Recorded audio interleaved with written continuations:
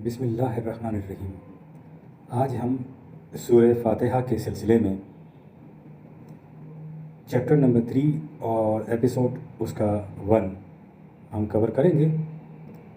آج آیت ہم لے رہے ہیں تیسری، مالک یوم الدین۔ ہمارے سامنے خدا کی صفات ربوبیت، رحمانیت اور رحیمیت، جس میں بنیادی نقطہ نشوونما دینے کا تھا، اور ظاہر نشوونما وہی دے سکتا ہے جس کا سامان نشوونما پر کنٹرول ہو، ان پر جس کا اقتدار ہو، ماحصل پر اس کی مکمل اتھارٹی ہو، اس طرح کے اجارہ داری کا شائبہ بھی نہ ہو اس میں۔ وہ اور اس کی جماعت یا اس کا نظام یا اس کا پروگرام نشوونما مہیا کر سکتا ہو۔ اب اس کے لیے اگلا لفظ ہمارے پاس آتا ہے مالک۔ اس کا مادہ میم لام کاف ہے۔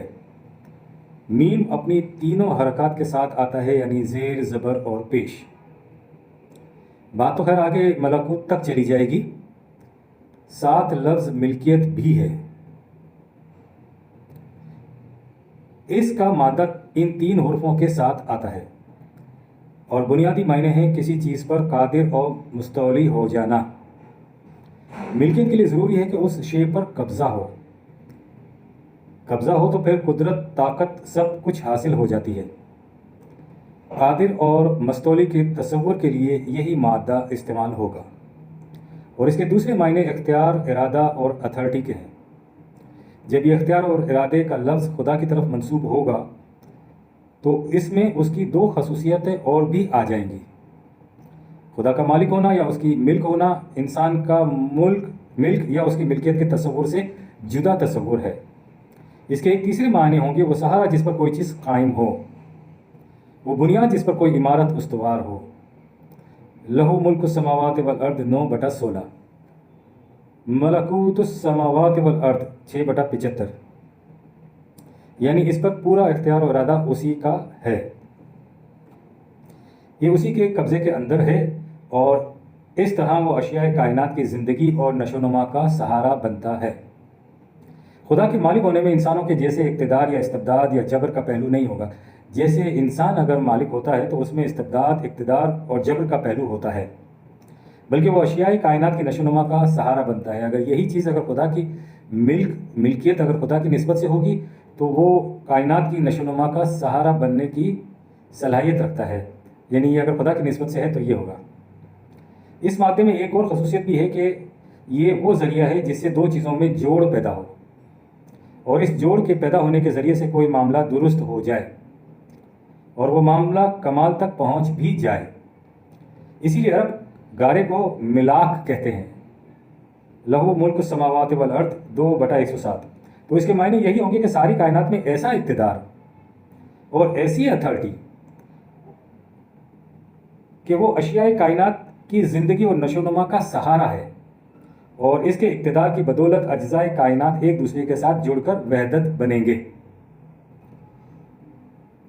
اسی باہمی امتزاج اور وحدت سے نظام کائنات اس حسن و خوبی سے سرگرم عمل ہے۔ کائنات کے ذرات میں باہمی کشش و جذب، اس کی نشوونما اور اس کا ارتقائی منازل طے کر کے تکمیل تک پہنچنا، یہ سب کچھ خدا کی اسی صفت کی روح سے ہوتا ہے۔ انسان کی ایک انگلی کی حرکت کہکشاں کے ایک ایک کرے کو متاثر کرتی ہے۔ جہاں جہاں اور جن آیات میں خدا کی اس صفت مالکیت کا ذکر آئے گا، وہاں پر یہ ضروری ہوگا کہ دیکھا یہ جائے کہ ان معنی میں سے کون سا معنی ایسا ہے جو سیاق اور سباق کے اعتبار سے زیادہ موزوں ہے۔ سارے تمام معنی کو سامنے رکھ کر موضوع کی مناسبت اور سیاق و سباق کا لحاظ کرتے ہوئے موضوع مفہوم کو لینا ہوگا۔ خدا کی صفت ملکیت یا مالک ہونا، یہ اشیاء کائنات کو باہم دیگر جوڑنے کا باعث ہے۔ سائنٹسٹ کی تحقیق یہ ہے کہ کائنات کی تمام اشیاء بظاہر ایک دوسرے سے جدا نظر آتی ہیں، جیسے ریت کے ذرات، لیکن ان کے اندر وحدت ہوتی ہے۔ لہو خورشید کا ٹپکے اگر ذرے کا دل چیریں، کائنات کے کسی ایک ذرے کی نقل و حرکت اس کی ذات تک محدود نہیں رہتی، بلکہ وہ پوری کائنات کو متاثر کرتی ہے۔ اس لیے کہ کائنات ایک ناقابل تقسیم وحدت ہے، اسی لیے اس کو یونیورس کہتے ہیں۔ یہ تحقیق علم الاخلاقیات کے ایک امام و ماہر کی کتاب سے ماخوذ ہے۔ یہ اتھارٹی کس مقصد کے لیے ہے؟ تاکہ کائنات کو نشو و نما بہم پہنچائی جائے اور کائنات کی وحدت قائم رہے۔ اگلا لفظ ہے یوم، مالک یوم الدین، 1/3۔ عربی زبان میں یوم ہمارے دن کے معنی میں بھی آتا ہے، لیکن اس کے مفہوم میں وسعت ہے۔ اسٹون ایج سے مراد عمر نہیں ہوتی، تاریخ کا ایک دور ہوتا ہے۔ علم التواریخ میں ادوار کی تقسیم کے ذریعے کسی دور، پیریڈ یا زمانہ، ایج یا مرحلہ، اسٹیج وغیرہ کو سمجھا جاتا ہے۔ ان سب کے لیے عربی زبان میں یوم کا لفظ آتا ہے۔ اسی لیے کہا گیا ہے کہ خدا کا ایک ایک یوم تمہارے حساب و شمار کی روح سے 1000 سال کا ہوتا ہے۔ دوسری جگہ کہا ہے کہ 50 ہزار سال کا ہوتا ہے۔ یہ دراصل منازل ہیں، یہ وہ پیریڈ ہیں کہ جن میں سے اشیاء کائنات اپنے ارتقائی منازل طے کرتی ہوئی آگے بڑھتی چلی جاتی ہے۔ ان میں سے ایک ایک کو یوم کہا گیا ہے، یعنی یہ دور کو، یعنی فلاں خاندان کا دور حکومت یوم کہلائے گا۔ جب مالک یوم الدین کہا جائے تو اس سے مراد یہ ہمارا دن نہیں ہوگا، بلکہ وہ دور، وہ مرحلہ، وہ منزل کے جس میں الدین کا نفاذ ہوگا۔ دور حکومت خداوندی کہہ لیجئے۔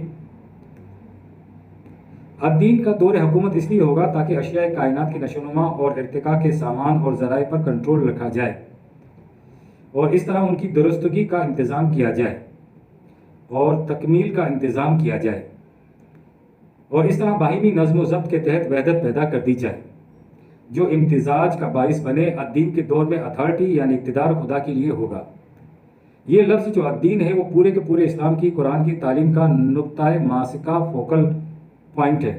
وجہ اس کی یہ ہے کہ اسی الدین کے تابع یہ نظام کائنات چل رہا ہے، اور اسی الدین کے تابع انسانی زندگی کا نظام بھی چلنا چاہیے، چاہے وہ یہ زندگی ہو یا مرنے کے بعد آنے والی زندگی ہو۔ اس الدین کا مادہ بڑا ہی وسیع المعانی ہے۔ عربوں کے ہاں ایک ہی مادے میں متضاد معنی بھی ہوتے ہیں۔ اس میں نسبت کو دیکھا جاتا ہے کہ آپ نسبت کس طرف کر رہے ہیں۔ نسبت بدل جانے سے معنی میں بھی تضاد آ جاتا ہے۔ یہ الدین کا لفظ بھی اسی طرح کا ہے۔ الدین کے معنی ہوتے ہیں غلبہ، اقتدار، حکومت، مملکت، آئین، قانون، نظم، نسق، فیصلہ، ٹھوس نتیجہ، جزا و سزا، مکافات عمل وغیرہ۔ جب اس کی نسبت خدا کی طرف کی جائے گی تو یہ معنی متصور ہوں گے، اور جب اس کی نسبت انسانوں کی طرف کی جائے گی تو اس کے معنی ہوں گے خدا کے قوانین و آئین و نظم و نسق کی فرما پذیری۔ اور جب اس کی نسبت خدا اور انسان دونوں کی طرف جامع طور پر ہوگی تو اس کے معنی ہوں گے قوانین خداوندی کی اطاعت، جس اطاعت کا نتیجہ خدا کے متعین کردہ قوانین کے مطابق ظہور میں آتا ہے۔ یہ 3 نسبتیں آپ کو پتہ چل گئی، ایک خدا کی طرف نسبت، ایک انسانوں کی طرف نسبت، اور ایک خدا اور انسان دونوں کی طرف نسبت۔ اس تیسری جگہ پر دونوں نسبتوں والے معنی بھی آ گئے۔ یہاں پر سورہ یوسف کے مقام 12/76 کو سامنے لا کر دین الملک یعنی شاہ مصر کے قانون کے مطابق کے بعد دوسرا مقام سورۃ نور میں جہاں زانی اور زانیہ کی سزا کا ذکر ہے کہ انہیں 100 کوڑے لگائے جائیں، وہاں کہا گیا ہے کہ وَلَا تَأْخُذْكُمْ بِهِمَا رَأْفَةٌ فِي دِينِ اللَّهِ 24/2۔ دین اللہ کے معاملے میں تم نرمی مت برتو۔ تو یعنی وہ یوسف علیہ السلام کی جو ہم نے سورت کے بارے میں 12/76 میں بتایا کہ وہاں شاہ مصر کے قانون کے لیے جو لفظ استعمال ہوا دین الملک، تو اور یہاں پر زانی اور زانیہ کے لیے جو قانون بنایا گیا ہے اس میں یہ ہے کہ اللہ کے معاملے میں، دین اللہ کے معاملے میں تم نرمی مت برتو۔ تو یہاں دین اللہ کا وضاحت ہو گئی۔ اب یہاں واضح ہے کہ دین اللہ کے معنی خدا کا نظام عدل ہے، خدا کا نظام قانون ہے، یعنی خدا کے قانون کو نافذ کرنے میں تم نرمی سے کام نہ لو، نرمی نہ برتو۔ یہاں بھی دین کے معنی بالکل واضح ہو جاتے ہیں۔ سورہ توبہ 9/36 دونوں نظاموں یعنی خارجی کائنات کا نظام اور انسانوں کی زندگی کے اندر جو نظام تمدن، معاشرتی یا سیاسی نظام ہے، ان دونوں کے لیے ایک ہی لفظ دین استعمال کیا گیا ہے۔ ذالک الدین القیم 9/36۔ یہ دین قیم ہے، محکم الدین ہے۔ یہاں دین دونوں معنی کے اندر آ گیا ہے۔ نظام کائنات کے اندر خداوندی، قوانین کی کار فرمائی، اور انسانوں کی دنیا کے اندر خدا کے قوانین کی پابندی۔ اس آیت میں قانون کے لیے کتاب کا لفظ آیا ہے۔ اِنَّ عِدَّةَ الشُّهُورِ عِندَ اللَّهِ اثْنَا عَشَرَ شَهْرًا فِي كِتَابِ اللَّهِ يَوْمَ خَلَقَ السَّمَاوَاتِ وَالْأَرْضِ، یعنی سال کے مہینے 12 ہیں یعنی سال کی تقسیم 12 مہینوں پر تخلیق ارض و سما کے وقت سے اللہ کے قانون کے مطابق ہے۔ یہ تو ہو گیا وہ نظام جو خارجی کائنات میں کار فرما ہے، اور اس میں انسانوں پر یہ پابندی لگائی کہ منہا اربعات حرم 9/36، ان میں سے 4 مہینے ایسے ہیں جن میں جنگ کی ممانعت ہے۔ یہ انسانی زندگی کے متعلق ایک قانون آ گیا۔ اس کے فوراً بعد کہا کہ ذالک الدین القیم 9/36، یہ دین قیوم ہے، محکمت دین ہے۔ خدا کے دین کے سوا کوئی اور دین اختیار کرنا چاہتے ہیں، کیا انہیں کسی اور دین کی تلاش ہے؟ دین اللہ یا دین خداوندی کہہ کر یہ کہا گیا کہ کس دین کی تلاش کر رہے ہو؟ وَلَهُ أَسْلَمَ مَنْ فِي السَّمَاوَاتِ وَالْأَرْضِ طَوْعًا وَكَرْهًا وَإِلَيْهِ يَرْجَعُونَ 3/82۔ حالانکہ یہ دیکھتے ہیں کہ کائنات کی پستیوں اور بلندیوں میں جو چیز بھی ہے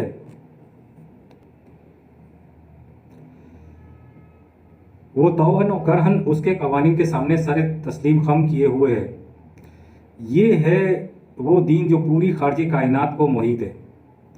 اس سے دین کا مفہوم یوں واضح ہوتا ہے کہ وہ نظام دین کہلاتا ہے جو قوانین خداوندی کے مطابق قائم ہو اور اس کے سامنے سر تسلیم خم کیا جائے۔ کہا کہ آپ اعلان کر دو کہ وَنَحْنُ لَهُ مُسْلِمُونَ 3/84، ہم بھی قوانین خداوندی کے سامنے جھکے ہوئے ہیں۔ یہ وہ قوانین ہیں جو حضرات انبیاء کرام علیہم السلام کی وساطت سے نوع انسان کو ملتے چلے آ رہے ہیں اور اب قرآن کریم میں دیے گئے ہیں۔ اسی کا نام اسلام ہے، یعنی دین خداوندی کے سامنے سر تسلیم خم کر دینا اور نظام خداوندی کے تابع زندگی بسر کرنا۔ ہم خارجی کائنات کے نظام کو تو مانتے ہیں، لیکن جب انسانوں کے اندر نظام کی ضرورت پر زور دیا جاتا ہے تو اس سے پہلو تہی کر لیتے ہیں۔ وَمَن يَبْتَغِ غَيْرَ الْإِسْلَامِ دِينًا فَلَن يُقْبَلَ مِنْهُ وَهُوَ فِي الْآخِرَةِ مِنَ الْخَاسِرِينَ 3/84۔ جو شخص بھی الاسلام کے سوا کوئی اور دین اختیار کرے گا تو وہ خدا کے ہاں قابل قبول نہیں ہوگا۔ ایسے لوگ آخر الامر دیکھ لیں گے کہ وہ کس قدر خسارے میں رہے۔ یہاں دین اور اسلام کا مفہوم بالکل واضح ہو گیا۔ جس طرح کائنات کی دیگر اشیاء کوئی اور دین اور اسلام اختیار نہیں کر سکتی، اور اگر کریں تو سارا نظام درہم برہم ہو جائے، اسی طرح انسان وَعَدَ اللَّهُ الَّذِينَ آمَنُوا مِنْكُمْ وَعَمِلُوا الصَّالِحَاتِ لَيَسْتَخْلِفَنَّهُمْ فِي الْأَرْضِ 24/55۔ یعنی انسان بھی اگر کوئی اور دین اختیار کرے گا تو وہ نظام سارا اس کی اپنی زندگی کا بھی درہم برہم ہو جائے گا۔ وہ لوگ جو قوانین خداوندی کی صداقت پر یقین رکھیں گے اور ان کے مطابق ایسے کام بھی کریں گے جو ان کی مضمر صلاحیتوں کی نشو و نما اور نمود و ظہور کا باعث ہوں، ان سے خدا نے یہ وعدہ کر رکھا ہے کہ وہ انہیں اس دنیا میں حکومت اور مملکت عطا کرے گا۔